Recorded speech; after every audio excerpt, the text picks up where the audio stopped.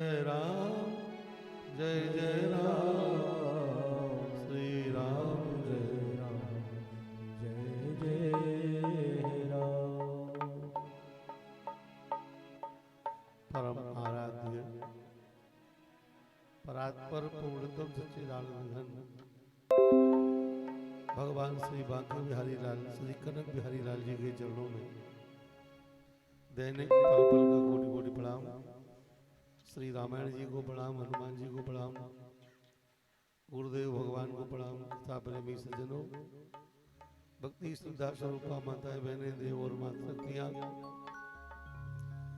हमारे यजमान परिवार, सभी श्रोता भाई बहन, भगवान की महती कृपा से नवाह ज्ञान यज्ञ के रूप में श्री राम जी की पावन चर्चा का श्रवण करते हुए हम सबको सप्तम दिवसीय सभा की प्राप्ति हुई है। भगवान के कृपा का परिणाम है भगवान की कथा। राम कृपा बिन सुलभ न सोई। भगवान की कृपा के बगैर जो सुलभ नहीं है वो है भगवान की कथा। भगवान की करुणा के बगैर जो सुलभ नहीं है वो है मनुष्य का शरीर, और भगवान की दया के बगैर जो सुलभ नहीं है वो भगवान का प्रेम।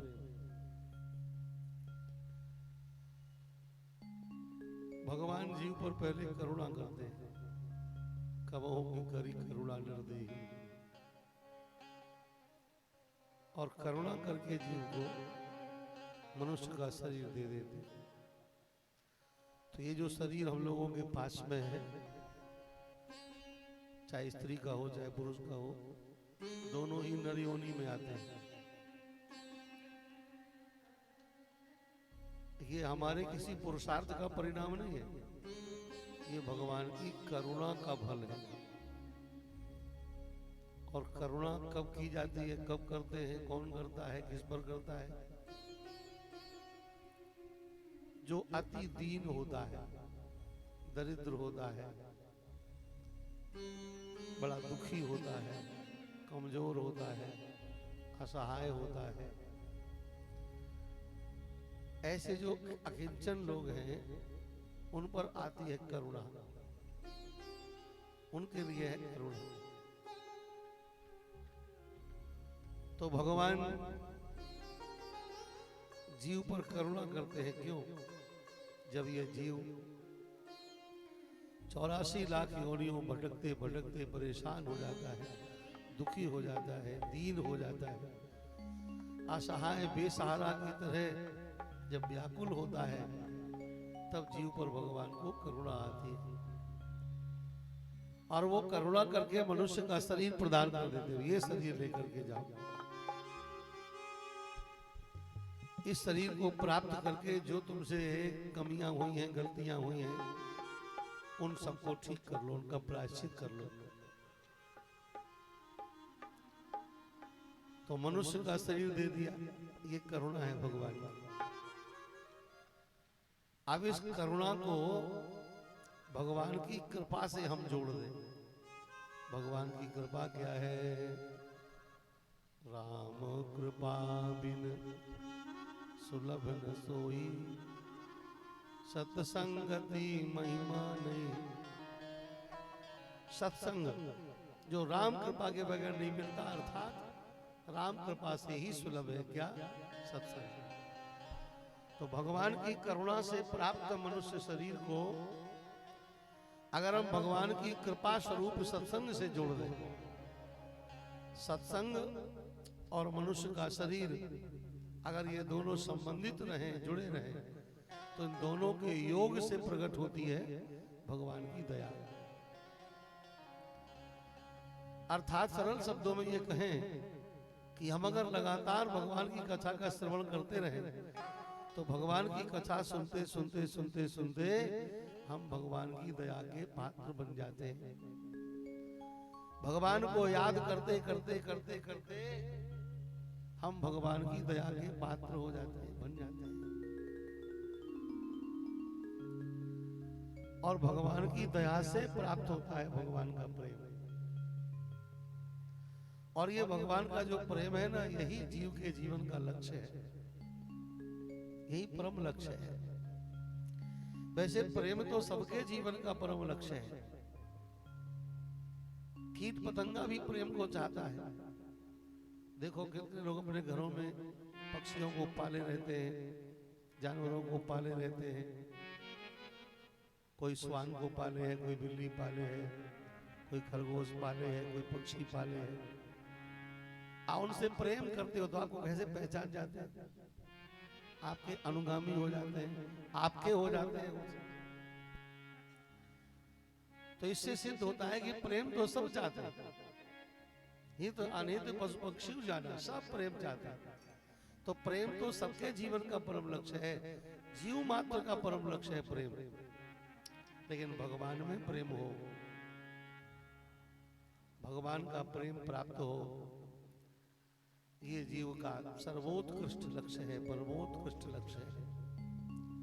ये कल्याणकारक लक्ष्य है, जीव का उद्देश्य है। क्योंकि भगवान का प्रेम प्राप्त जिसको होता है वो भगवान का होता है। और जो एक बार भगवान का हो जाता है ना, उसे फिर संसार का नहीं रहना पड़ता है, संसार का उसको नहीं बनना पड़ता है। ठाकुर जी कहोगे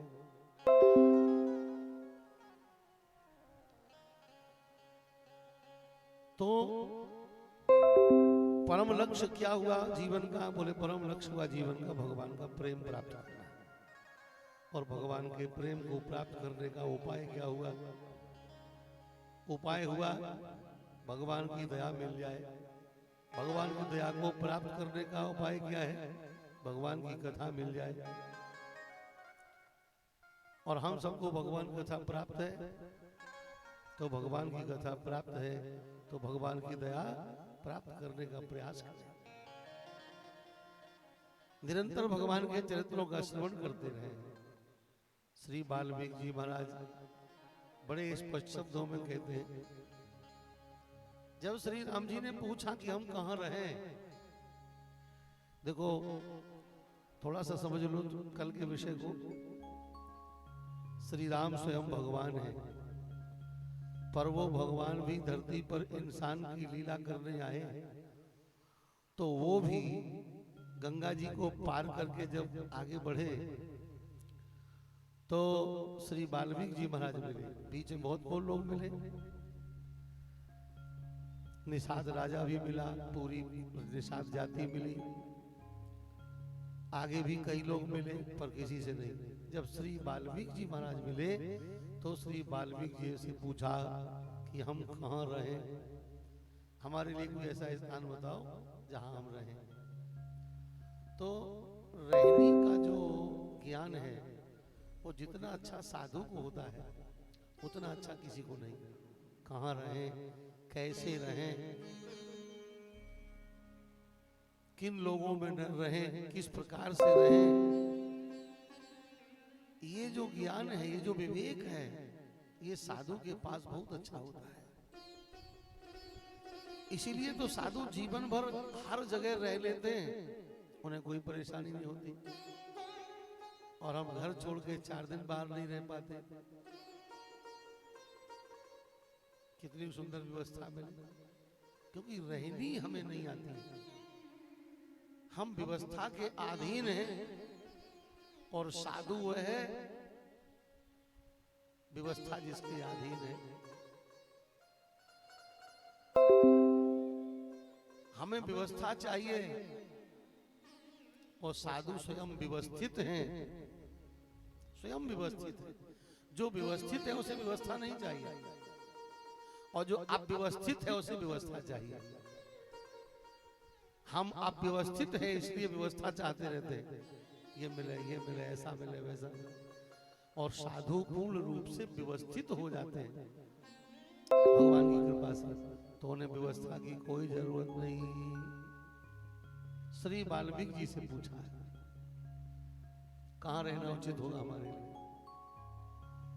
पहला स्थान श्री वाल्मीकि जी बताते हैं, जिनके श्रवण समुद्र समाना जिनके स्रव समुद्र समाना कथा तुम्हारी सुभग सरनाना कथा तुम्हारी सुभग सरनामा भरहि निरंतर होई न पूरे भरहि निरंतर होए न पूरे तिनके उर तुम कहूँ ग्रह रूरे तिनके उर तुम कहूँ ग्रह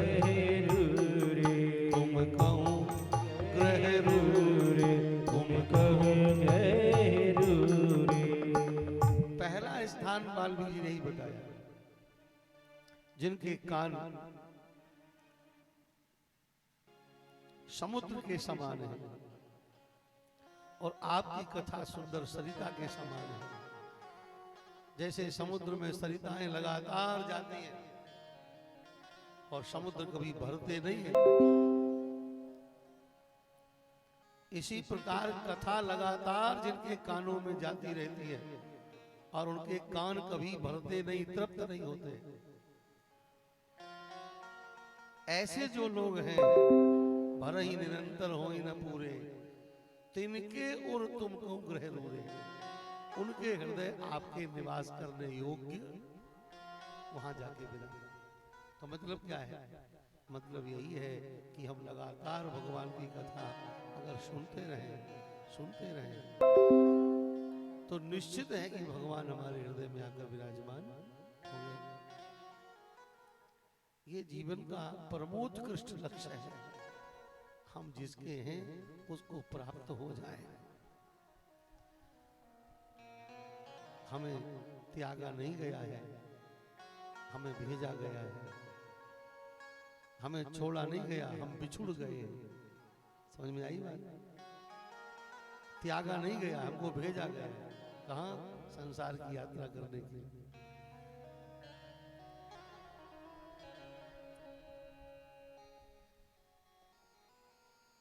हम बिछुड़े हुए हैं दोनों अवस्थाओं में। जब कहीं किसी को भेजा जाता है तो जो भेजता है उससे लगातार संपर्क करना होता है, संपर्क रखा जाता है। कहीं जाओगे तुरंत चिट्ठी दिखाओगे, उन्होंने भेजा हमको, इन्होंने भेजा हमको, इन्होंने भेजा हमको। अथवा किसी बड़े भीड़ वाले मेला में बिछुड़ गए तो तब तक रोगे जब तक जिससे बिछुड़े हो उससे मिल नहीं जाओगे। तो ये दोनों ही स्वरूप संसार के हैं।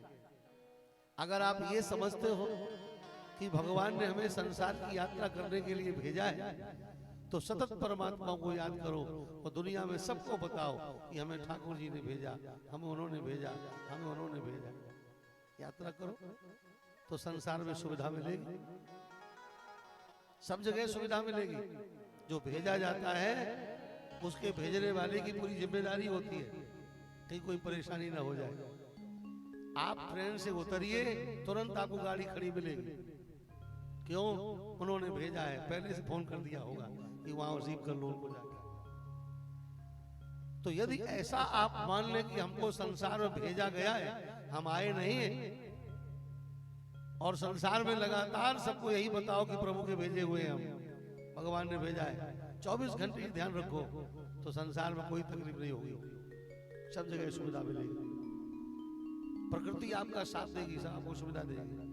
जो इस प्रकार की वृत्ति के लोग हैं आनंद ले रहे हैं, वो भगवान के हैं, तो किसी से अटकते नहीं है, कहीं भटकते नहीं है, ईश्वर के भेजे हुए।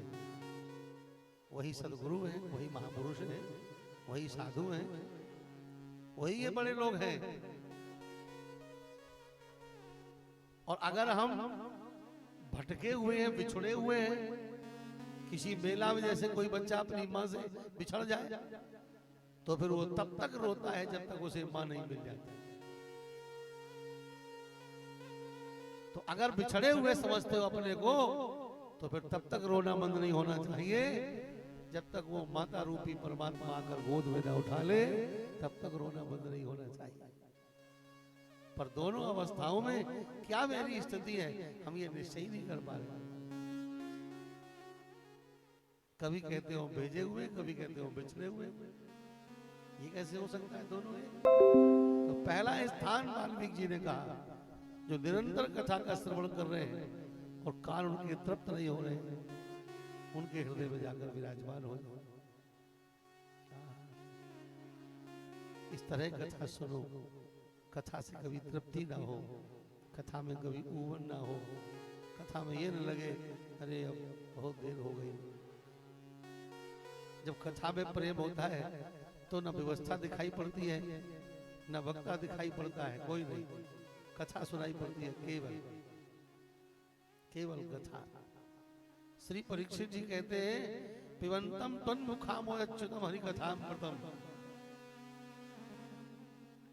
आपके मुख कमल से झरने वाले कथा अमृत का मैं पान कर रहा हूं, इसलिए भूख प्यास हमको नहीं सता रही। यह है कथा में प्रेम। जब भूख और प्यास की पीड़ा भी अनुभव ना हो तो समझो कि अब कथा में प्रेम हुआ। श्री वाल्मीकि जी कहते हैं उनके हृदय में आप विराजमान हो जाओ।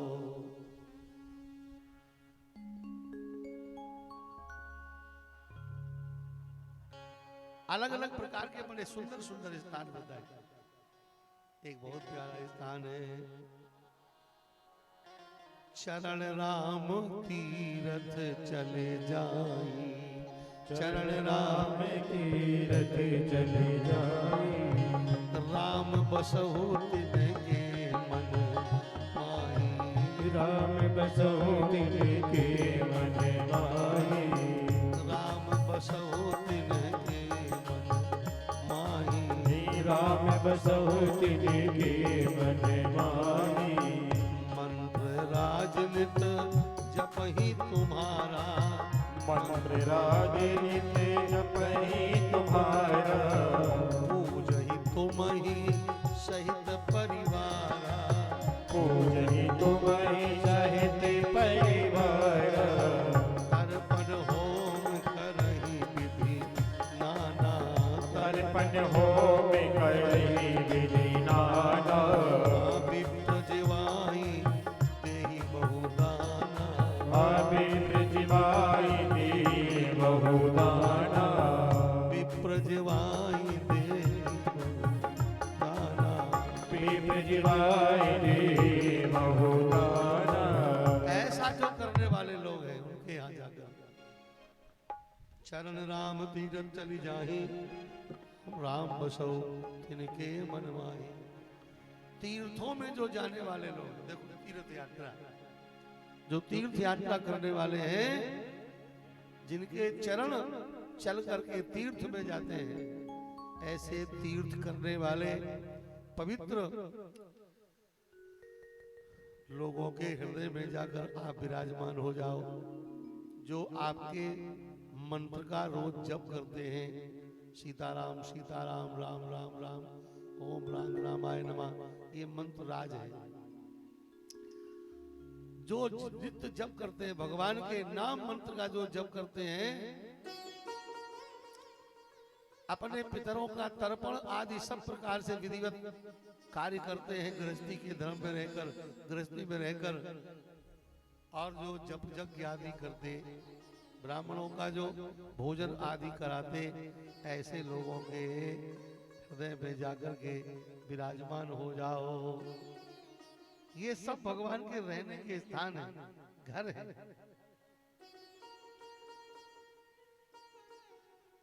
16 स्थानों का निर्णय दिया, यहाँ यहाँ आप बैठो, और इन्हीं स्थानों में ये भी स्थान है।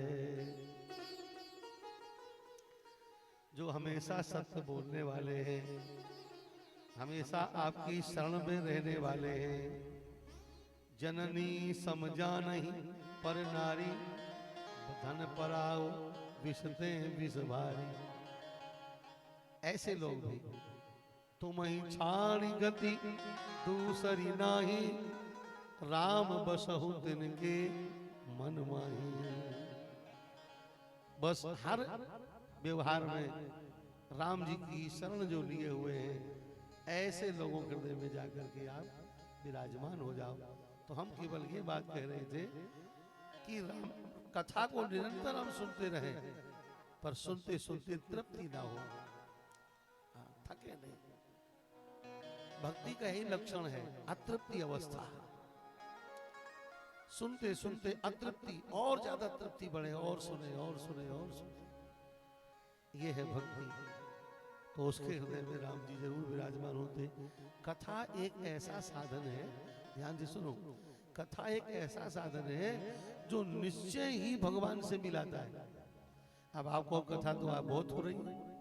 आज कोई हमें बता रहा था कि आज ही 2 कलश यात्रा निकली, 1 कलश यात्रा कल निकली थी और अपनी भी निकल चुकी है, और कितनी निकल रही है और कितनी निकलने वाली है। हो रही में 10 कथा होती रहती लगातार, और लगातार सुनने वाले भी सब जगह पहुंचते हैं, सुनते भी हैं। पर ये सब होने के बाद भी अब एक तो बात यह कि यदि भगवान आपके भीतर न बैठे होते तो क्यों सब जगह हम लोग कथा सुनने जाते? तो भगवान के होने का प्रमाण तो है ही, पर दूसरी बात ये भी है कि जो कथा सुनने का स्वरूप वर्णन किया गया, उस स्वरूप से हम कथा कहाँ सुन पाते? और जितने प्रतिशत हम शर्तों में आ गए हैं, उतने प्रतिशत लाभ भी लगातार मिल रहा है। भाई बहनों, एक ही शब्द में हम आपसे निवेदन करें, कभी रत्ती भर भी ये संशय न करना कि पहले जो कथाओं से फायदा होता था या मंत्रों से या पूजा पाठ से, वो आज नहीं हो रहा। ये बहुत बड़ा हमारा भ्रम है, बहुत बड़ा भ्रम है। मंत्रों का सामर्थ्य कभी कमजोर नहीं होता, कथाओं का सामर्थ्य कभी कमजोर नहीं होता, सूर्य का प्रकाश कभी बंद नहीं होता। आंखों में मोतियाबिंद आने लगता है तो सामने धुंधला दिखाई पड़ने लगता है। संसार तो वैसे ही प्रकाशित है जैसा पहले था। हमारी बुद्धि में मंदता आ गई है, हमारे विचारों में मंदता आ गई है, हमारे विश्वास में धुंधलापन आ गया है। इसलिए मंत्र, कथा और इन तमाम कर्मकांडों पर हमें संशय होने लगा। अब वो फल नहीं मिल रहा जो फल वैसे पहले मिलता था। फल तो बिल्कुल वही है, हमारी पात्रता में कमजोरी है। सच्ची बात ये पात्रता में। और देखो, अगर खेत की मिट्टी कमजोर हुई तो चाहे कितना कीमती बीज डालो, फसल उतनी अच्छी नहीं होगी। और जब मिट्टी बहुत अच्छी होती है खेत की, तो फिर सामान्य बीज की फसल भी बहुत अच्छी हो जाती है। इसलिए अच्छे लोग, वैज्ञानिक लोग पहले मिट्टी की जांच करते हैं, मिट्टी किस प्रकार की, उस प्रकार का बीज डाला जाएगा। ऐसे ही मंत्र के सामर्थ्य में कोई कमी नहीं है, पर हमारी जो मिट्टी है ना, वो कमजोर पड़ गई है।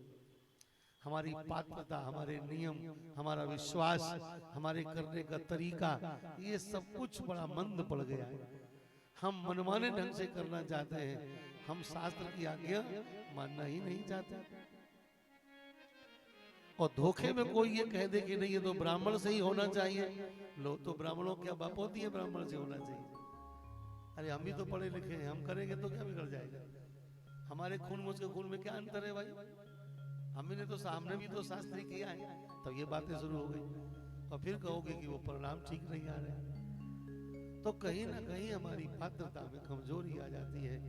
वातावरण में बड़ी विकृति आई है, बड़ी विकृति आई है, और इस सबसे वातावरण भी प्रदूषित होता है। शास्त्रों की आज्ञा के विरुद्ध जब कार्य प्रारंभ हो जाते हैं तो प्रकृति प्रदूषित हो जाती है, और प्रकृति के प्रदूषित होने से, पर्यावरण के दूषित होने से फिर किए हुए साधन कर्म, उनके परिणाम मंद हो जाते हैं, कमजोर हो जाते हैं। इसलिए राम जी अब पैदा होने वाले हैं तो कहते हैं सुगंध युक्त वायु चल रही है, यज्ञों की अग्नि स्वयं प्रज्वलित हो रही है, जो शंख है वो स्वयं बज उठे हैं, पुष्पों की वर्षा आकाश से प्रारंभ हो गई है। कितनी सुहावनी प्रकृति हो गई। 50 साल के पहले की उम्र वाले जो लोग बैठे हैं, वो ईमानदारी से बताएं कि प्राकृतिक स्नेह जो उस समय था, पहले था, कि आज मिलता है? आज देखने को मिलता है? प्रकृति में कितनी स्वच्छता थी, प्रकृति में कितना सुंदर आकर्षण था, कितना प्रेम था। लगता था प्रकृति माता हमें गोद में भरे ले रही है। सवेरे सवेरे हम अगर बाहर निकल जाए, चारों तरफ बाग बगीचे, हरियाली, कितने प्रकार के पक्षियों का कलरव। आज तो पक्षियों की कितनी जातियां विलुप्त हो गई, दिखाई नहीं पड़ रही है, और फिर भी हम ये मानने को तैयार नहीं है कि गलती हमारी है। ये मानने को बिल्कुल तैयार नहीं है।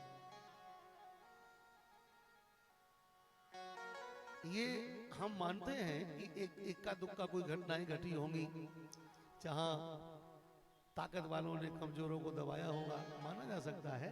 ऐसी बात नहीं कोई घटना मानी ना जाए, लेकिन उसको पूरे समाज पर थोप दिया जाए कि नहीं ऐसा सब जगह होता था, सब करते थे, तो वो थोड़ा गलत समझ में आता है। किसी भी क्षेत्र में अपवाद तो हो सकते हैं, पर किसी भी क्षेत्र में एक प्रकार का व्यवहार नहीं, चाहे वो नारी के लिए हो, चाहे वो वर्गों के लिए हो, चाहे वो किसी के लिए भी हो। ऐसा कभी नहीं रहा कि कोई समय ऐसा रहा हो कि सब नारियां सताई जा रही हो, कभी नहीं रहा। और ऐसा भी कभी नहीं रहा कि सब नारियों की आरती हो रही हो। इसलिए अलग अलग प्रकार के व्यवहार होते ही रहते हैं। कहीं नारियों का सम्मान है, कोई पागल है नारियों का अपमान भी कर देते हैं, कोई नारियों के आदर का भाव रखते हैं। तो अलग अलग प्रकार के लोग हैं। ऐसा नहीं था कि पहले किसी का शोषण हो रहा हो, किसी को दबाया जा रहा हो। पहले का समाज सब अनुशासित था, छोटे और बड़ों का सबको भान और ज्ञान था, इसलिए वो स्वयं अनुशासित थे। और अनुशासित होने के नाते वो बड़ों का सम्मान करते थे, बड़ों का आदर पूजा करते थे। प्रकृति परिष्कृत थी, इसलिए समाज सुखी था। अपना अपना काम करने में सब रुचि रखते थे, एक दूसरे का आदर करने में सबका स्वभाव था। आज हम लोग सब अपने कर्तव्यों से भटक गए हैं, अपने धर्म आचरणों से भटक गए हैं, और संपूर्ण व्यवहारिक पद्धति को अपने मनमाने ढंग से हम पलटना चाहते हैं। और मैं ये सब जगह कह देता हूँ, मेरा कोई किसी से ऐसा संपर्क नहीं है, और ना मैं किसी पार्टी जाति का मतलब रखता हूँ। अपने भजन से काम और अपने कथा से काम। लेकिन सत्य क्या है वो कहने में संकोच नहीं है। प्रकृति ने जो नियम संसार में बनाए हैं वो नियम रखने ही पड़ेंगे, उनके विरुद्ध कभी सफलता प्राप्त नहीं हो सकती। ऐसा पहले कभी नहीं हुआ कि सब एक जैसे हो जाए, छोटे बड़े, अपने पराए, हानि लाभ, उतार चढ़ाव, काले गोरे, अशिक्षित शिक्षित, कमजोर बलवान, धनवान गरीब, ये पहले रहे, आज है, आगे रहेंगे। राम धरती पर पैदा होकर आए, उनके समय में भी ऐसा नहीं हो पाया कि सब एक जैसे हो, ऐसा नहीं हो पाया। ये है कि नहीं कोई अबुद्ध लक्षण ही ना, वो ठीक बात थी, वो तो अभी 50 साल पहले भी अपने यहाँ था। अबुद्ध का मतलब ये नहीं होता है कि कोई पढ़ा लिखा नहीं, स्कूल नहीं गया तो वो अबुद्ध हो गया। स्कूल न जाने के बाद भी लोग बुद्धिमान होते थे। लक्षणहीना का मतलब ये नहीं है कि केवल वो दुराचारी उसी को लक्षणहीन कहेंगे। लक्षणहीन नहीं था कोई, अबुद्ध नहीं था कोई, ये तो अपने समाज में बहुत समय तक रहा। कई बार पढ़ा लिखा भी बुद्धिहीन होता है, लक्षणहीन होता है, और कई बार बिना पढ़ा लिखा भी बुद्धिमान होता है और लक्षणों से संपन्न होता है। इसलिए ये बात नहीं है। धरती पर भगवान भी रहेंगे तो उस समय भी कमजोर लोग रहेंगे, कोई कमजोर होगा, कोई बलवान होगा। अगर ऐसा ना होता तो हार जीत कैसे होती महाभारत में, हार जीत कैसे होती राम रावण युद्ध में। ये हार जीत जो निर्णय होता है क्यों होता है? इसलिए कि एक पक्ष कमजोर पड़ा, एक पक्ष बलवान पड़ा। ये तो प्रकृति का नियम है भैया, इसे कोई नहीं तोड़ सकता। इस पर चाहे कानून बनाओ, चाहे माथा पटको, चाहे हाथ पांव पटको, ये कभी संभव नहीं है। प्रकृति के जो नियम है, उसका जो स्वरूप है वैसा ही रहने दो, वैसा ही रहेगा। हम लोगों ने जो अपना सदाचार बिगाड़ा है, जो अनुशासनहीनता पैदा हो गई है, इसमें सुधार लाना चाहिए, और उसमें सुधार लाने का हम प्रयास नहीं करते। इसलिए परिणाम ये आ रहा कि पूरे समाज में द्वंद्व खड़ा हो रहा है। और पूरे समाज में टकराव की स्थिति पैदा हो रही है। सब आपस में ही लड़ने झगड़ने के स्थिति में आ गए हैं। उसका ये कारण है, दुनिया की कोई ताकत ऐसा नहीं कर पाएगी कि सारी जातियों को मिटाकर एक जाति कर दे। मैं स्पष्ट कह दूं कि उलझने पड़ा रखूं, दुनिया की कोई ताकत ये नहीं कर सकती, क्योंकि ये वैदिक काल से है। ना किसी पंडित का बनाया है, ना किसी बाबा का बनाया है। प्रकृति में ऐसा करके दिखाओ कि हर पेड़ में आम का फल लगा दो, है किसी की ताकत? हर पेड़ में बबूल का कांटा निकाल दो, है किसी की ताकत? नहीं है। तो जब प्रकृति में, जड़ प्रकृति में जब अनेकता है, विविधता है, तो चैतन्य प्रकृति में एकता कैसे कर सकते हो? क्योंकि प्रकृति में एकता हो ही नहीं सकती। विविधता ही प्रकृति का स्वरूप है। तुम्हारे दांत भी छोटे बड़े होते हैं, अगर बराबर कर दो दांत रोटी खा पाओगे? जितनी मोटी दाढ़ें हैं आपकी, इतने मोटे सब दांत कर दिए जाए, या जितने मोटे जितने पतले आगे के दांत होते हैं उतने ही पतले सब कर दिए जाए। मुंह का मामला बिगड़ जाएगा महाराज। आपके अंगों में हर अंग कठोर कर दिया जाए, नहीं अब कोमल लंबों जरूरत नहीं है, सब कठोर करो। और आंख भी पत्थर कर दी जाए तो काम चल जाएगा क्या? तो जब शरीर विविधताओं से भरा हुआ है, व्यवहार विविधताओं से भरा हुआ है, तो समाज कैसे आप विविधता से शून्य कर सकते हो? ऐसा कभी नहीं हो सकता है। ये केवल समाज को बिगाड़ने का प्रयास है और कुछ नहीं। बिगड़ा क्या है? अनुशासन। बिगड़ा क्या है?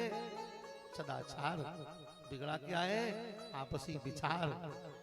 ये बिगड़ा है, बाकी और कुछ नहीं बिगड़ा। जो जहां था सब ठीक है, प्रकृति अपनी जगह पर है, हमने स्वयं बिगाड़ के रख लिया उसको।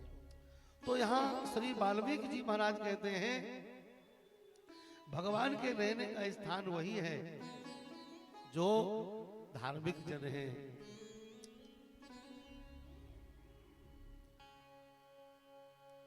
सोवत जागत शरण तुम्हारी, सोते जागते प्रभु की शरण में ही है। ऐसे लोगों के हृदय में ठाकुर जी विराजमान होते हैं। और फिर अंत में कह दिया कि चित्रकूट गिर करहु निवासु, ताहा तुम्हार सब भांति सुपासु। चित्रकूट गिरे करहु निवासु, ताहा तुम्हार सब भांति सुपासु। चित्रकूट गिर करहु निवासु, ताहा तुम्हार सब भांति सुपासु। चित्रकूट गिरे करहु निवासु, ताहा तुम्हार सब भांति सुपासु।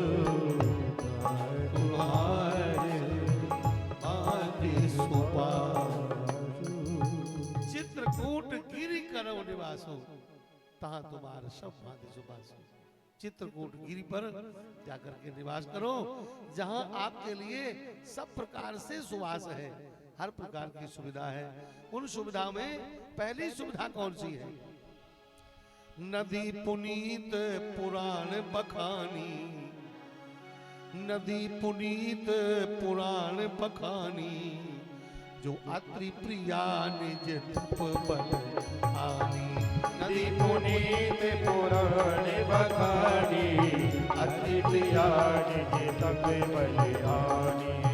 नदी पुनीत पुराण बखानी, नदी पुनीत पुराण बखानी, अत्रि प्रिया निज तप बल आनी। अति प्रिया निज तप बल आनी। सुर सरिधार नाम मंदाकिनी, सुर सरिधार नाम मंदाकिनी। सुर सरिधार नाम मंदाकिनी, सुर सरिधार नाम मंदाकिनी। जो सब पातक पोतक डाकिनी, जो सब पातक पोतक डाकिनी। जो सब पातक पोतक डाकिनी। जो सब पातक पोतक डाकिनी। चित्र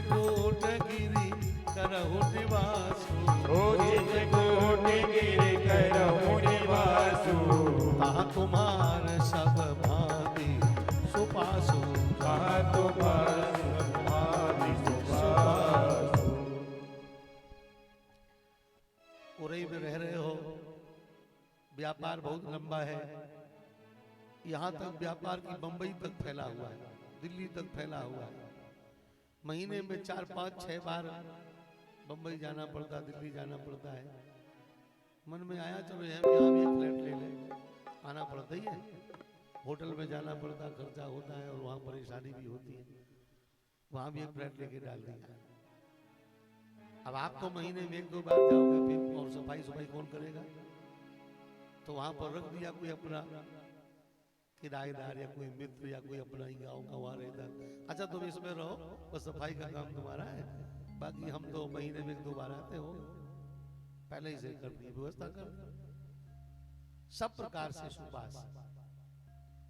अब वहां आप जाना न रखते हो, वो कचरा वचड़ा पड़ा रहे, वहां साफ सफाई ना हो तो उसकी डांट फटकार हो जाएगी। इसीलिए आपको रखा था। अरे किराया तो हम लेते नहीं, तुम सफाई भी नहीं कर सकते हो कम से कम, कि जब हम आवे तो हमारा रूम, हमारा बिस्तर क्लीन मिलना चाहिए। यही तुमसे आशा थी ना। और इसीलिए हमने यहाँ खरीदा है फ्लैट, कोई रहने थोड़े ही आ रहे हैं। हम तो अपने वहां रहते हैं, उरई में रहते हैं। समझ गए हम क्या कह रहे हैं? हम राम कथा कह रहे हैं। श्री राम जी ही पृथ्वी पर अपने फ्लैट तैयार कर देते हैं पहले से, और एक क्लीन रखने के लिए कोई साधु भेज देते हैं तीर्थों में। चित्रकूट पहले ही से था नीचे कि नहीं था? पंचवटी पहले ही से थी कि नहीं थी? अयोध्या पहले ही से था कि नहीं था? ठाकुर जी कहते हैं रहने वाले तो वही के साकेत धाम के, पर हमें यहाँ भी आना जाना पड़ता, क्योंकि व्यापार मेरा यही चलता है। कहाँ से? मृत्यु लोक से। यहाँ मेरे अपने लोग रहते हैं, नाते रिश्तेदार रहते हैं, यही हमारा सब कुछ है। हमारी रामायण यहाँ है, मेरी चरित्र यहाँ है, मेरे भगत यहाँ है, मेरे प्रेमी यहाँ है, सब कुछ मेरा यही है। और मेरा सनातन धर्म भी यही है। कहाँ? मृत्यु लोक में, पृथ्वी पर। तो सनातन धर्म के काम काज से हमको आना जाना पड़ता रहता है। अब जब आना जाना पड़ता ही रहता है तो फिर जगह कुछ कर ली जाए तैयार। वो जगह में अयोध्या सबसे बड़ा जगह जो मेरा धाम है। इसके बाद फिर जहाँ जहाँ हमें जाना पड़ेगा, करना पड़ेगा, वहाँ वहाँ जगह निश्चित कर दी। उसी प्रकार ठाकुर जी ने चित्रकूट को भी पहले से ही सजा के रखा। कितनी बढ़िया बात श्री वाल्मीकि जी महाराज कहते हैं, बोले चित्रकूट गिर करो निवासा, तहाँ तुम्हार सब भांति सुपासा। सब प्रकार से सुखपूर्वक आपको वास मिलेगा वहां, सारी सुविधाएं मिलेंगी आपको वहां, क्योंकि महात्माओं ने उस चित्रकूट धाम को बहुत सजा के रखा है, बहुत अच्छा करके रखा है।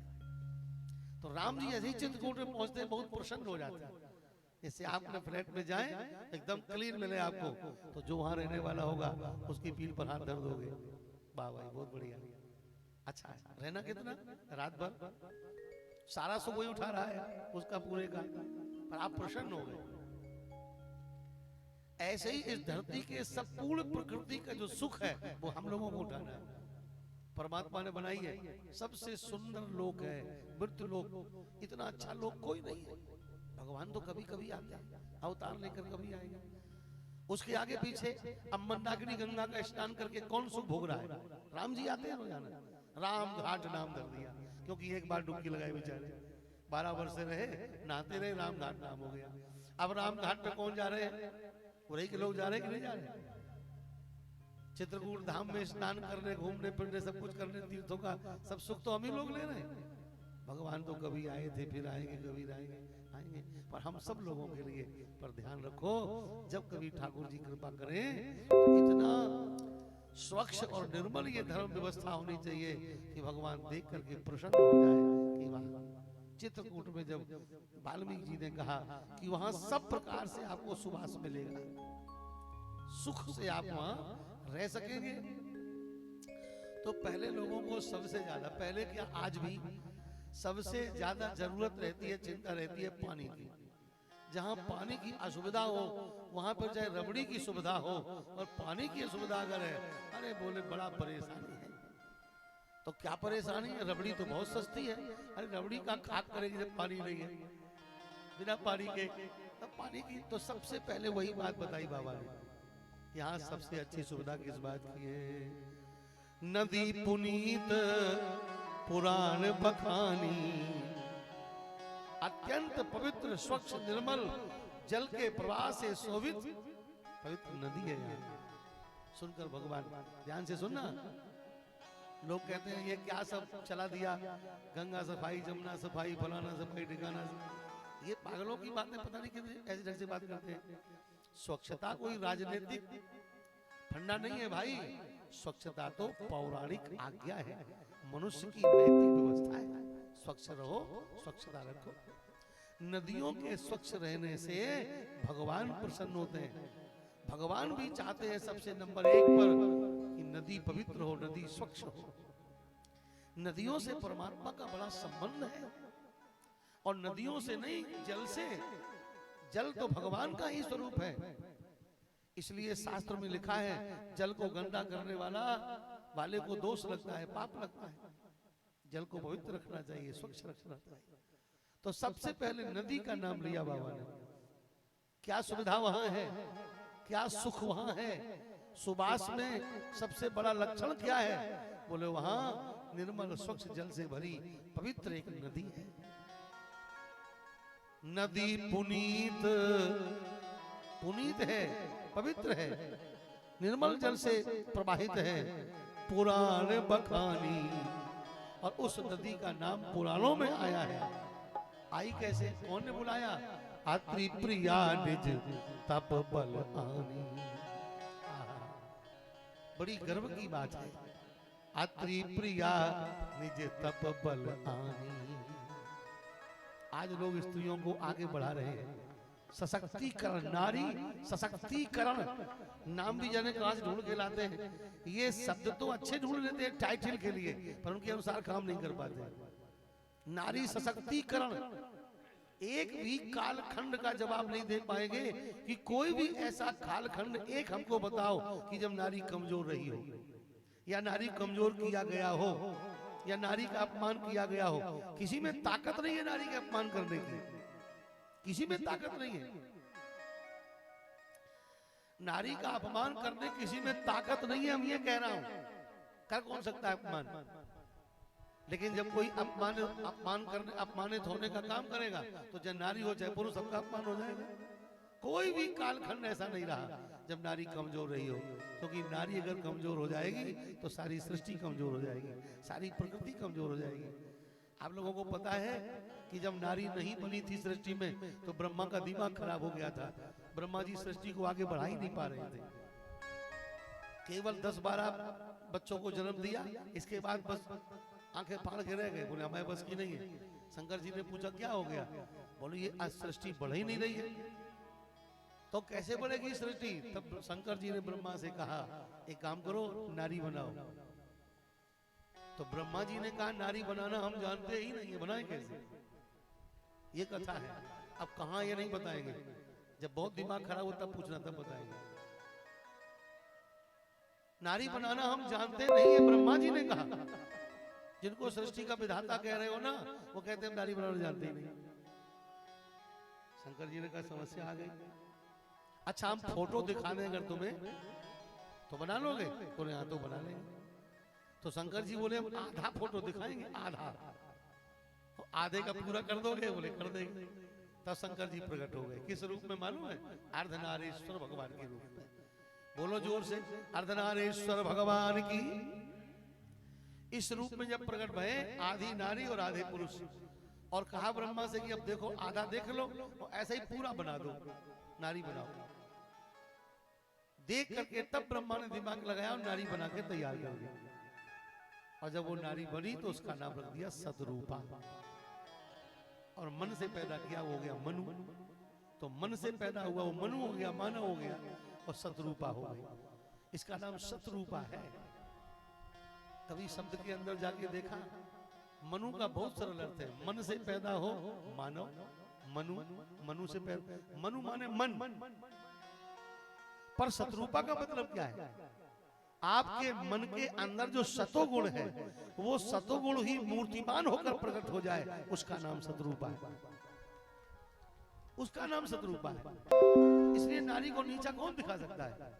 जो मन का सात्विक गुण है, जो मन का सत्वगुण है, जो प्रकृति का सत्वगुण है, जो श्रृंगार है, सुंदरता है, शोभा है, सभ्यता है, शीलता है, शालीनता है, शिष्टता है, सहनशीलता है, परोपकारिता है, उसका नाम है नारी। कौन नीचा दिखा सकता उसको? लेकिन ईमान नारी की बात यह है कि सशक्तिकरण की बात करके बेइज्जतीकरण कर रहे हैं। हमें कोई संकोच नहीं बोलने में। बात कहेंगे सम्मान की, नारी को सम्मान दिलाना है, और करेंगे घोर अपमान, करेंगे घोर अपमान, वो कहते हैं सम्मान की बात। महाराज निवेदन करते हैं, आदि काल से, वैदिक काल से देखा जाए तो कोई कालखंड ऐसा नहीं रहा कि जब हमारे भारत की नारी कमजोर रही हो। जब भारत ही माता प्रधान है तो नारी कमजोर क्यों होगी? पर इनकी दृष्टि ठीक नहीं है, अथवा इनकी वृत्ति ठीक नहीं है। इन्हें अपना स्वार्थ सिद्ध करना है, इसलिए परिवारों में टूटन पैदा करना है, पति पत्नी में झगड़ा पैदा करना है, भाई बहन में झगड़ा पैदा करना है। जहां बहनें भाइयों पर बलिदान होती थी, जहां भाई बहनों के लिए न्यौछावर हो जाते थे, उन बहन भाइयों में खाई खोदना है। इसलिए कानून तैयार हो गए और राजनीतिक काम शुरू कर दिया। जहां माँ बेटों की कहानी पढ़ते पढ़ते हम लोग समाज के साथ हृदय भर जाते थे कि माताओं के कलेजों से निकलता था कि तेरे चोट तो नहीं लगी, कटे हुए कलेजे से। ऐसी माताओं के चरित्र गाने में संकोच पैदा कर दिया, ऐसी व्यवस्था तैयार कर दी कि जहां स्त्री पुरुषों को अलग अलग कर दिया। अब पति पत्नी होने के बाद भी वो एक आदर्श दंपति का जीवन नहीं जी पा रहे। रामायण की चौपाई रोती है आज के समय में, जब आज के गंदे कानूनों को सुनते हैं, पढ़ते हैं। दंपति धर्म आचरण का, आज कहे श्रुति जिन कैली का। क्या दंपति धर्म है? हमने पढ़ा नहीं है, पर सुना है कि ऐसे कानून भी बन गए कि विवाह के बाद भी स्त्री स्वतंत्र है, वो जहां जाए जाना जा सकती है, पति उसके ऊपर कोई अधिकार नहीं कर सकता, कोई कंट्रोल नहीं। अब ये कोई कानून तो नहीं, ऐसा होता ही नहीं था। अब ये भले ही स्त्रियों के मन में ये बात ना हो, पर जगा दी, उस बात को जगा दिया। भाई बहन के बीच में खाई खोद दी, पति पत्नी के बीच में दूरी बना दी, अड़ोसी पड़ोसी की तो बात छोड़ो भैया। ये बिल्कुल सशक्तिकरण नहीं है, ये केवल अपमान करने की बात है। हाँ, महाराज वर्णन करते हैं यहाँ पर, कौन लाया मंदाकिनी को धरती पर? चित्रकूट में। चित्रकूट की महिमा किससे बढ़ी? गंगा, जमुना, सरस्वती, मंदाकिनी, गोदावरी, ये सब नारियां हैं। कौन है? पुरुष है क्या? ये सब नारियां ही हैं। और इन्हीं सब माताओं से पवित्र है ये देश, तीर्थ है ये देश। श्री गोस्वामी बाबा कहते हैं, अत्रि प्रिया निज तप बल आनी। अत्रि प्रिया माता अनसुईया अपने तपस्या के बल से भागीरथी गंगा को मंदाकिनी के रूप में परिणित करके और चित्रकूट में स्थापित कर दिया। ये हमारे भारत की नारी का बल, तप, तेज, ये है भारत की नारी। जिस भारत की नारी के चरणों में संपूर्ण दैवी सत्ता नतमस्तक होती है, ऐसी नारी अनसुईया मैया। नर्मदा के पति के निकले हुए प्राणों को वापस ला करके शरीर में स्थापित कर दे, उस नारी का नाम है, वो भारत की नारी है अनसुईया। नर्मदा गंगा के रूप में प्रवाहित होकर के जो सारे समूचे संसार के पापों का क्षमापन कर दे, ऐसी है वो नारी नर्मदा देवी तपस्विनी। नर्मदा एक देवी है, गंगा एक देवी है, ये सब माताएं ही तो है। गंडकी तो एक वैश्या थी, भगवान नारायण को उसने प्राप्त किया और शालिग्राम के रूप में भगवान आज भी उसकी गोद में है। कथा की ओर नहीं जाएंगे, फिर बहुत रोजाना देर हो जाती है, फिर एक रिकॉर्ड बिगड़ जाता है कि उनका तो एक तमाशा ही है, हमेशा 6:30 बजा देते, 7 बजा देते। ये ऐसी नारियों का देश है हमारा। बड़ी सुंदरी थी, नाम गंडकी था। नहीं मन मान रहा, मेरा ही नहीं मन मान रहा, एक मिनट में सुना दे। और लेकिन उसका नियम था। अब देखो एक शब्द बोलने जा रहा हूं, वो वैश्या थी लेकिन पतिव्रता थी। अब कौन मानेगा हमारी इस बात को? पागल हम कहे जाएंगे कि नहीं कहे जाएंगे कि वैश्या पतिव्रता थी? बोलने का होश है कि नहीं है? पर बोलने का होश हमें इसलिए है कि हम सनातन धर्मी हैं, और बोलने का होश हमें इसलिए है कि हमारा सनातन धर्म पौराणिक धर्म है। इसलिए हम भारत देश में पैदा हुए हैं। इसलिए मेरा सौभाग्य है कि हम उस देश में पैदा हुए हैं जहां वैश्याओं को भी पतिव्रता कहने के लिए हमारे पास गुंजाइश है। ये मेरा सौभाग्य है। एक पुरुष के साथ में जीवन भर रहने का संकल्प करके और एक नारी रहे, और उस पुरुष को आंखों में बसा ले, चित्त में, मन में बसा ले, सपने में वो आने लगे, ये स्वाभाविक है, सरल है। जब एक ही पुरुष के साथ जीवन भर रहना है तो उसमें प्रेम होना स्वाभाविक है। लेकिन जो वैश्या होकर के रोज अपना पति बदलती हो, पुरुष बदलती हो, और नित्य नए पुरुष के प्राप्त होने पर उसमें उतने समय के लिए पातिव्रत वृत्ति की स्थापना कर दे कि जब तक वो मेरे घर में रहेगा, ये कितना कठिन काम है। और यही काम था गंडकी का। और ये पंडितों के वाक्य चापल्य का वर्णन नहीं है, ये पुराणों का लिखा हुआ लेख है। भगवान किसी वैश्या के पुत्र बनने के लिए थोड़े आए, पर यहाँ उसके बेटा बनने को आए, कारण उसके जीवन में पवित्रता थी, उसका ये नियम था। वैश्या होने के नाते रोज उसके पास नया पुरुष आता था, पर आज वाला पुरुष जैसे ही घर से निकला तो वो मन से, चित्त से, आंखों से उसको निकाल देती थी। और कल वाला पुरुष, इसका एक और नियम था कि आज का पुरुष निकला और इसके बाद सबसे पहले जो पुरुष आ जाए वो छटनी नहीं करती थी, ये सुंदर हो, ये धनी हो, ये फलाना हो, ठिकाना हो, ये नहीं। जो आ गया सबसे पहले बस उसी को चुन लिया उसने पति। वो काला हो, गोरा हो, गरीब हो, अमीर हो, कैसा हो, क्या हो, और उसके प्रति संपूर्ण पातिव्रत की स्थापना कर देती थी। बोलना ये बहुत सरल है और सुनना बहुत सरल है, पर इस प्रकार की वृत्ति हो पाना अत्यंत अत्यंत अत्यंत कठिन है। पर गंडकी में ये विशेषता थी। इसी विशेषता की परीक्षा लेने के लिए भगवान आ गए। आज वाला पुरुष घर से निकला और सबसे पहले ठाकुर जी पहुंच गए, आदि बनकर, मनुष्य बनकर, और मनुष्य बनकर की आवाज लगा दी। गंडकी ने दरवाजा खोला, आज की सेवा आपकी मैं चाहता हूं। ठीक है, अभी तक कोई नहीं आया, आपको सेवा मिलेगी, अभी आ जाओ। बोले नहीं, अभी तो आपको देने के लिए पैसों का इंतजाम करना, हम गरीब आदमी हैं, मजदूरी करता हूं मैं। ठाकुर जी कह रहे हैं अभी दिन में मैं मजदूरी करूंगा और पैसों का इंतजाम करके फिर शाम को आऊंगा। उसने कहा जो आपकी इच्छा। नाम क्या है?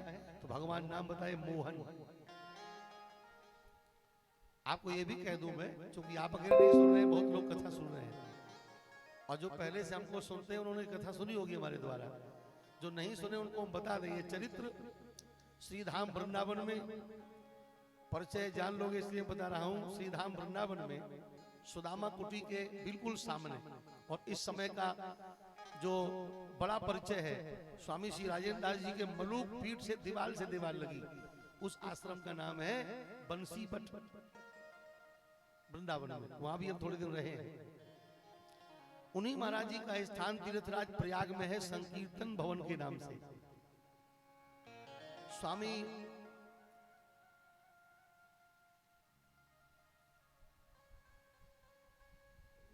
देखो अभी जुबान पर था, एकदम हट गया। तो उन महाराज जी के द्वारा चरित्र सुना गया है, बड़ा प्रसिद्ध चरित्र है। स्वामी श्री प्रभुदत्त जी ब्रह्मचारी जी महाराज, अगर थोड़ा भी सत्संग आपने किया होगा तो उनका नाम एक समय वो था जब सूर्य के समान नाम था संतों में। 108 ग्रंथों में भागवत लिखा है, 56 छंद में, और जाने कितने ग्रंथों की रचना की है। नेहरू जी के सामने प्रयाग में चुनाव लड़ने वाले महात्मा थे वो। राजनीतिक लोग भी जानते होंगे उनको। और पानी मंगा दिया था नेहरू जी को, जब हाथ जोड़ के प्रार्थना करी तो उन्होंने प्रचार ही बंद कर दिया, चलो ठीक है जो हो। और केवल तुलसी दल गंगा जल लेकर जाते थे घरों घरों में, और तुलसी गंगा जल देते थे और कहते थे इनकी रक्षा चाहो तो फिर महात्माओं को आगे बढ़ाओ। ऐसे थे वो, बड़े अच्छे बात, बहुत विद्वान थे वो। ये चरित्र सुनाया करते थे। तो वही बात मैं आपको निवेदन कर रहा हूँ। मोहन नाम लिखा दिया भगवान ने, ठीक है। एक बार गंडकी ने मोहन के स्वरूप को देखा, बस बोले जाओ। मोहन चले गए। अब सुबह से शाम तक कितने सुंदर और धनी पुरुष आए होंगे, कितने ज्यादा ज्यादा पैसा देने वाले। महाराज जी कहा करते थे कि मां चिढ़ गई उसकी, इतना पैसा देने वाले लोग आ रहे हैं, कौन भिखारी को समय दे दिया आज का तूने। उसने कहा एक भी शब्द अपने पति के विपरीत मैं सुन नहीं सकती, मेरे पति है, आज का मेरा पति मोहन है। और सुबह से लेकर शाम तक अपने मोहन के स्वरूप का चिंतन करती रही, मोहन के स्वरूप का चिंतन। एक बार भोजन करती थी दिन में, जब शाम को पति उसका आता था, जिसको पति चुनती थी आज के लिए, उसके भोजन करने के बाद दिन में एक बार भोजन करती थी। सारे दिन मोहन के स्वरूप का चिंतन किया। मां खींच गई, जाकर के लेट गई, पागल है ये तो, और वो प्रतीक्षा कर रही है। मंद ज्योति में दीपक जल रहा है, दरवाजा बंद है, आंखों में आलस भी नहीं है, बल्कि चिंता बढ़ रही है कि अंधेरा होने लगा और अभी तक महाराज नहीं पधारे। बिल्कुल बिल्कुल बिल्कुल उसी प्रकार जैसे किसी पतिव्रता को अपने पति की प्रतीक्षा हो, ठीक उसी प्रकार प्रतीक्षा चल रही। अब ये बातें केवल शब्दों से कही जा सकती है, किसी की हृदय की संवेदना तो हम आपके कान में नहीं भेज सकते। और अगर शब्द में संवेदना आपको है तो आप समझ जाओगे कि हम क्या कहना चाहते हैं। अगर शब्द में प्रवेश का ढंग आप जानते हैं, सुनने वाले तो बहुत होते हैं, हजारों होते हैं, पर शब्द में प्रवेश करना सबके बस की बात नहीं होती है। इसलिए मैं ये कह रहा हूं कि एक पतिव्रता देवी जिस प्रकार से अपने पति की प्रतीक्षा कर रही हो, ठीक उसी प्रकार से प्रतीक्षा वो गंडकी कर रही है। अंधेरा होने लगा, शाम के बाद रात हो गई, रात के बाद और समय आगे बढ़ा। कई बार उसकी मां ने गुस्से में आवाज लगाई पर उसने एक नहीं सुनी। और जब अर्धरात्रि का समय हुआ, ध्यान से सुनना, अर्धरात्रि का समय, तो बाहर से आवाज आई, गंडकी छटपटा करके उठी, पूछा कौन है आप? मैं मोहन। ओ जैसे शरीर से निकलते हुए प्राण और फिर ठहर जाए, रुक जाए, ऐसी खुशी हुई। झट से दरवाजा खोल दिया, मोहन को दरवाजे के अंदर किया, दीपक की ज्योति बढ़ाई, मोहन को सजाए हुए पर्यंक पर बिठाया। और जब दीपक की ज्योति बढ़ा के देखा तो मोहन के पूरे शरीर से कोढ़ टपक रहा है, मवाद निकल रहा है, उसको कोढ़ का रोग है। ध्यान से सुनना। गंडकी ने देखा, अरे आपके तो शरीर में कोढ़ है। हाँ मैं कोढ़ी हूं, सवेरे जब आया था तो मैं कपड़ा ढक करके लाया था, आपने नहीं देखा और मुझे पति रूप में चुन लिया। अब मैं तो रोगी हूं। गंडकी की आंखों से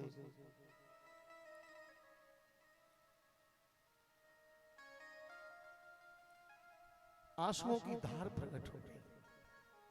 ठीक उसी प्रकार उसे कष्ट हुआ जैसे कि किसी अति पति परायणा पत्नी अपने पति के शरीर में कष्ट देखे तो वो दुखी हो जाए।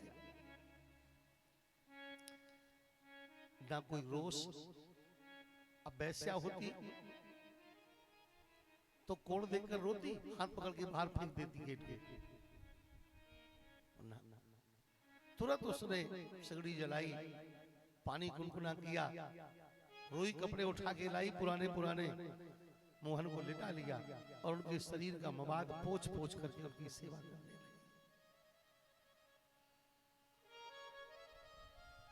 स्वामी जी कहते थे कि जैसे जैसे रात्रि बढ़ रही है वैसे वैसे मोहन का शरीर स्वास्थ्य बिगड़ता जा रहा है। और जब 2 बजे रात्रि का समय हुआ, घोर रात्रि, मोहन ने अपना शरीर छोड़ दिया। समझ गए? और जैसे ही शरीर से श्वास बंद हुई, गंडकी सर पटक के रो पड़ी।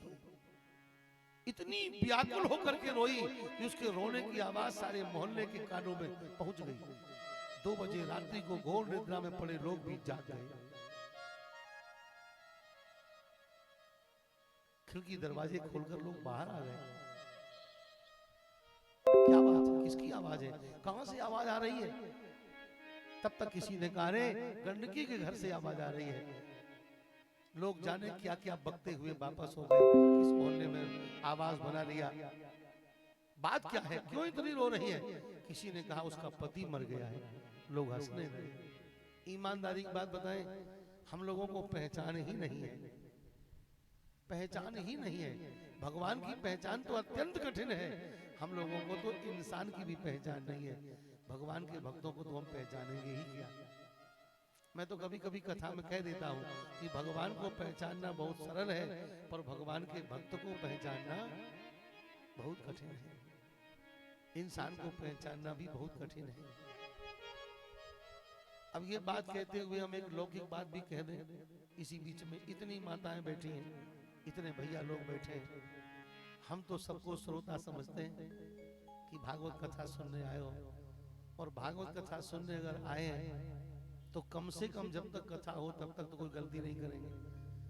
पर इन्हीं श्रोताओं में कोई चोर बैठा हो, जेब काट बैठा हो, चैन खींचने वाली बैठी हो, तो कैसे पहचानोगे? बताओ, नहीं पहचान सकते ना।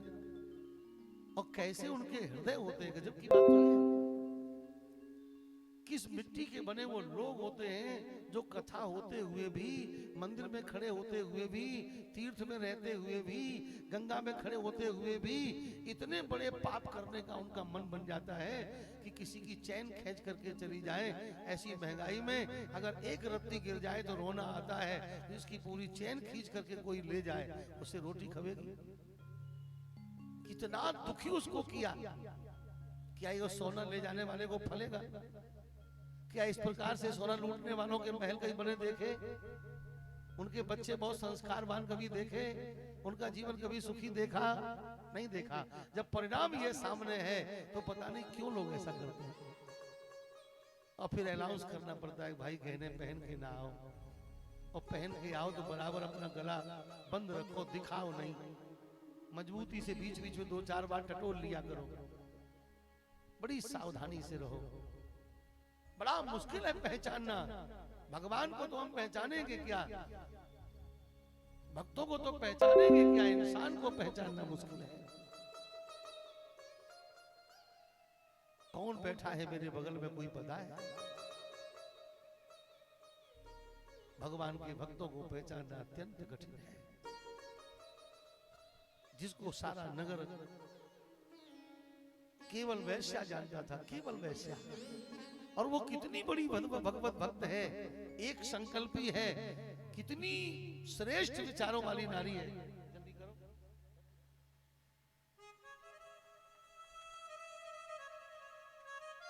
कौन उसे पहचान सकता है? जाने क्या क्या लोग बक रहे थे। अरे मर गया तो मर जाने दो, कल फिर पति मिल जाएगा, क्यों सबकी नींद खराब करी है? तमाम दुनिया की बातें। लेकिन गंडकी को रोते रोते रोते सवेरा हो गया। लोगों की भीड़ द्वारे पर इकट्ठी हो गई।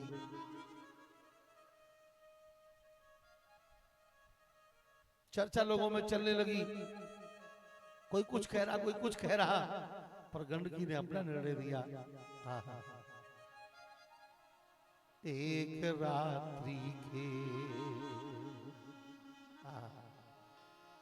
एक रात्रि के ये पति थे हमारे, पतिव्रताओं के न मुंह मसिलाऊंगी।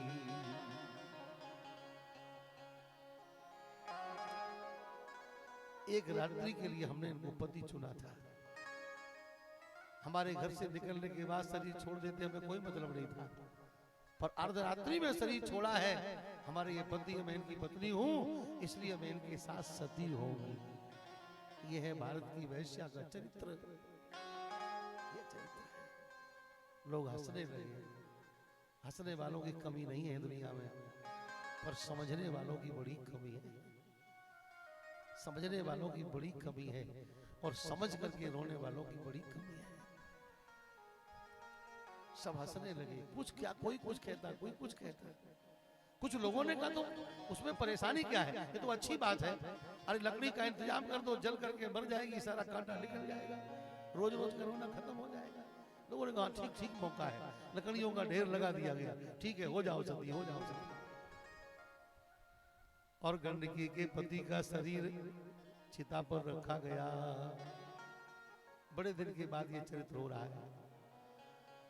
जैसे ही शरीर को चिता पर लिटाया गया तो मोहन का शीश लेके चिता पर बैठ गई।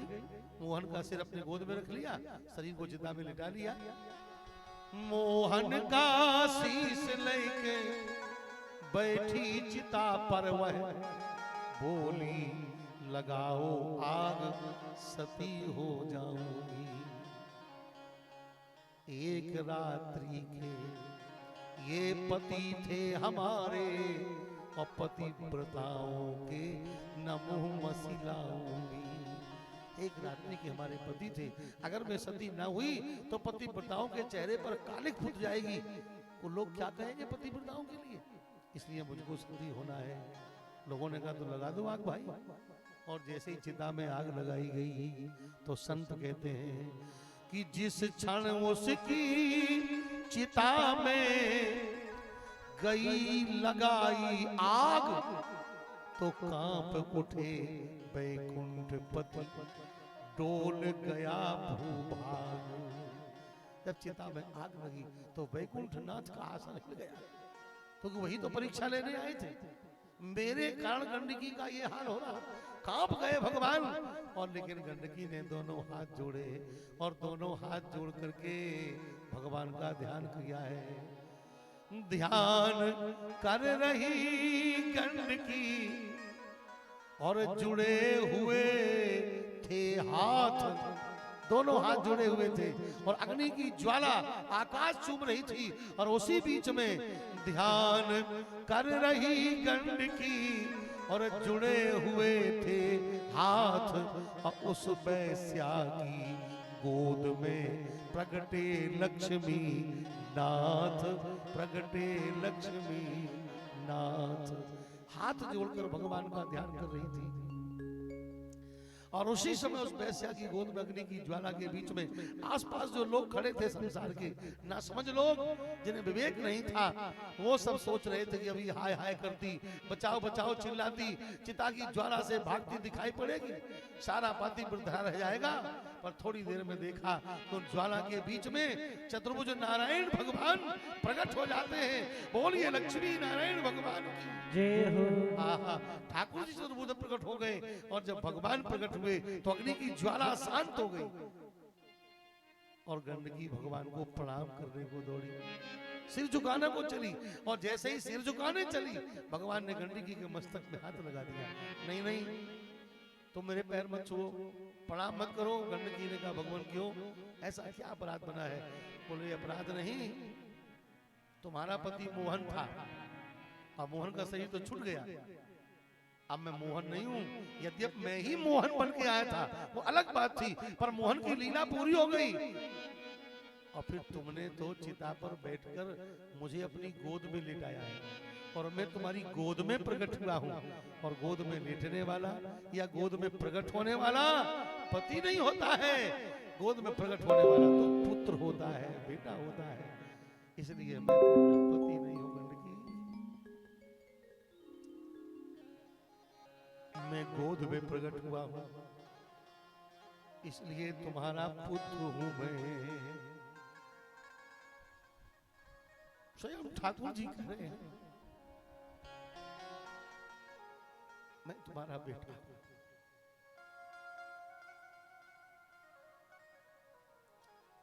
इसलिए तुम मुझे प्रणाम मत करो देवी,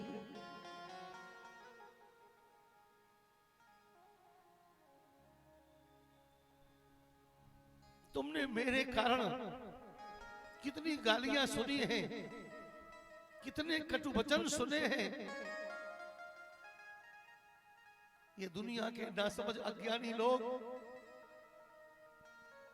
तुझे केवल एक अपवित्र वैश्या के रूप में ही देखते रहे, जबकि तेरा जीवन कितना पवित्र है, कितना महान है। बताओ तुम्हें क्या चाहिए? जो इच्छा हो मांग लो हमसे। जानते हो क्या मांगा गंडकी ने? गंडकी ने यही मांगा कि जीवन भर हमने अपने जीवन की अपवित्रता की अवहेलना को सहा है। मेरे जीवन में मेरे पास जो भी आया वो अपवित्र व्यक्ति आया। जीवन में ना कोई साधु हमें मिला, ना कोई सदाचारी मिला, ना कोई महापुरुष मिला। क्यों कोई जाएगा वैश्या के यहां जो महापुरुष होगा? इसलिए अब मैं ये चाहती हूं कि संसार की जिंदगी में अपवित्र जीवन जीकर मैंने अपवित्र लोगों को बहुत देखा, और आगे आप कृपा कर दो, आप पतित पावन हो, मेरे पतित जीवन को पावन बना दो, तो अब दुनिया के पवित्र लोग मुझे प्राप्त हो। हमारी गोद में साधु आवे, विद्वान आवे, सदाचारी आवे, सदगुणी आवे, बस यही मैं चाहती हूं। संतों का दर्शन होता रहे, वैष्णवों का दर्शन होता रहे, आपके प्रेमियों का दर्शन होता रहे। और क्या चाहिए? इतना सुन करके भगवान ने कहा, गंडकी मैं तुम्हें यही आशीर्वाद देता हूं कि तुम एक सरिता के रूप में प्रवाहित होगी पृथ्वी पर, भारत भूमि पर। कोई तुम्हें महानदी कहेगा, कोई गंडकी कहेगा, एक सरिता के रूप में प्रवाहित होगी, और मैं शालिग्राम के रूप में तुम्हारी गोद में हमेशा रहूंगा। और जब कोई मुझे प्राप्त करना चाहेगा तो वो तुम्हारी गोद में डुबकी लगाएगा। अब शालिग्राम पाने कौन जाएगा भाई? साधु जाएगा, विद्वान जाएगा, महापुरुष जाएगा। तो जितना सनातन धर्मी वैष्णव समाज होगा वो सब तुम्हारी गोद में पहले स्नान करेगा, डुबकी लगाएगा, और फिर मुझे प्राप्त करेगा। आज ये कथा इसलिए और दिव्य हो रही है कि जब हमारे राम मंदिर में विराजमान होने वाले श्री ठाकुर जी का विग्रह भी शालिग्राम शिला से ही बनने जा रहा है, तब उस देवी का त्याग और भी ज्यादा महान, और भी ज्यादा बलिदान उसका श्रेष्ठ होने वाला है। कि जब ऐसा समझ आया, बहुत बड़े महापुरुष के द्वारा सुनी हुई कथा है। कथाएं तो पुराणों में अनंत होती हैं, अनेक होती हैं, पर मैं अपने भारत के गौरव का वर्णन आपके बीच कर रहा हूं, और इन लोगों की जबरदस्ती थोपी हुई बात का खंडन कर रहा हूं कि हमारे सनातन समाज में कभी नारी का ना अपमान हुआ है, न नारी को कमजोर देखा गया, और न नारी का शोषण किया गया। अपवादों की बात छोड़ो, अथवा किसी दुर्भाग्यपूर्ण आए हुए कालखंड की बात छोड़ो, जब संपूर्ण सनातन समाज बेचारा शोषित हो रहा हो, संपूर्ण समाज सनातन समाज के गले में फांसी पड़ी हो, संपूर्ण सनातन धर्म को नेस्त नाबूद करने की स्थिति भारत में आई हो, जो कई बार आई है, उन परिस्थितियों में अगर कुछ ऐसा हो गया हो तो भैया जब कोई महासंकट आता है तो अपनी अपनी पड़ती है। अरे आग लग जाए घर में तो कौन किसे पकड़ता है? सब भागते हैं। अरे छोटा सा भी पिछले टाइम देखा हमने अपने बचपन में, जब डकैती का बड़ा माहौल चलता था तो डाका शुरू हुआ तो एक दूसरे को नहीं पकड़ते थे, सब भागते थे, फिर गांव के बाहर पूछते थे फलाने आ गए, फलाने आ गए। तो ये तो आपत्ति काल की बातें हैं। अगर उन परिस्थितियों में कुछ ऐसा हुआ तो भले ही, नहीं तो सनातन समाज, सनातन धर्म का समाज या हिंदू समाज कभी नारी का अपमान करने वाला नहीं रहा। न नारी का अपमान किया जा रहा, न पहले किया गया, और न संभवतः आगे किया जाएगा। क्योंकि हमने उस दिन कहा था नारी हमारा समाज नहीं है, नारी तो हमारी संस्कृति है, और अपनी संस्कृति का अपमान कौन कर सकता है? नारी को जो समाज कहते हैं वो भी हम गलत मानते हैं। नारी समाज नहीं है, नारी तो हमारी समाज की संस्कृति है। नारी को जो फूल कहते हैं वो भी गलत है। नारी फूल नहीं है, नारी फूल की सुगंध है। नारी परिवार नहीं है। मैं एक बार बोल चुका हूं इसी नवाह में, दोबारा बोल रहा हूं, नारी परिवार नहीं है, नारी परिवार की प्रतिष्ठा है, प्रतिष्ठा। क्या ये भी बात आप भूल गए कि नारी शरीर नहीं है, नारी शरीर में चलने वाली नाड़ी है।